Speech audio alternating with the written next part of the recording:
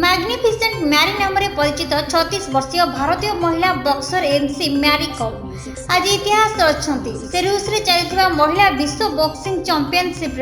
51 KG ओजन वर्गर semifinal प्रवेश कर बड़ उपलब्धि अर्जन कर तृतीय seed Mary Kom quarter final कोलंबियार इनग्रिड वालेंसिया को 5-0 परास्त कर अति कम ब्रोंज पदक पक्का कर मैरी कॉम प्रथम बक्सर भाव वर्ल्ड चैंपियनशिप 8म पदक जीतबार सौभाग्य अर्जन कर पूर्व से गत वर्ष नुआदिल्ली में आयोजित विश्व चैंपियनशिप स्वर्ण पदक जीति क्यूबा किंवदंती पुरुष बक्सर फेलिक्स सेभन को रेकर्ड 7 पदक सह बराबर करथिले। ब्यूरो रिपोर्ट झाड़ू पहाड़।